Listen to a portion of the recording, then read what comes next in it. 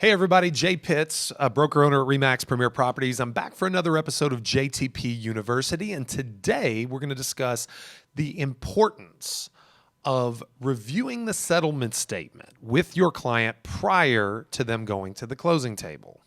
Now, you may say, Jay, aren't the numbers going to be what they're going to be? And Jay, we went over the net sheet when we took the listing, at the time, that we did all the paperwork. Of course, all of those things are true. However, the mortgage industry, unfortunately, despite their greatest attempts and, legislation that requires disclosure 72 hours prior to closing and reorganizing the settlement statement from the HUD-1 to the closing disclosure that you see now, despite their best attempts, they've continued to leave the customer in the dark with mortgage processing falling to the last minute, docs not going out, wires lagging. The closing process itself is a little disorganized at times.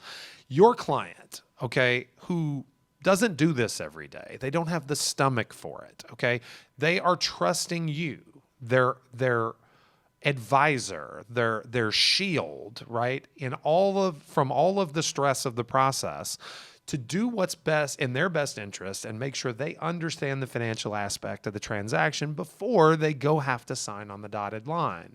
Now, I will say that you can do a phenomenal job start to finish. You can negotiate the best deal. You can find them the house that was off market. You can, navigate the multiple offer situation as a listing agent and get them well above asking price.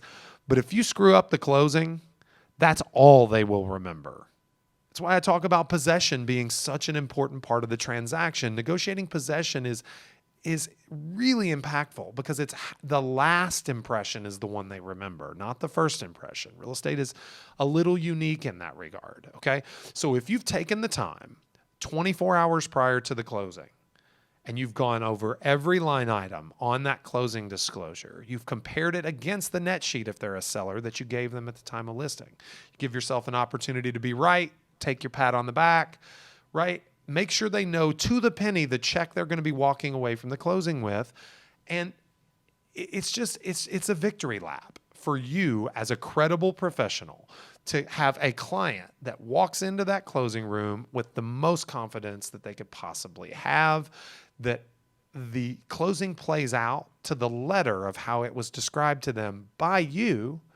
They don't feel rushed. They don't feel anxious.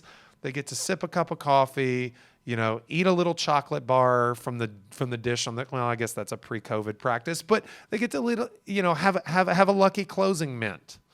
The experience is important. And in order for them to have the best experience possible, you have to remove as much doubt and as much anxiety from the process. That's why you need to put pressure when required on the lender, on the title company to provide you with that information so your client gets that white glove experience that you've given them from start to finish, and it doesn't get ruined by walking into the closing table with anxiety.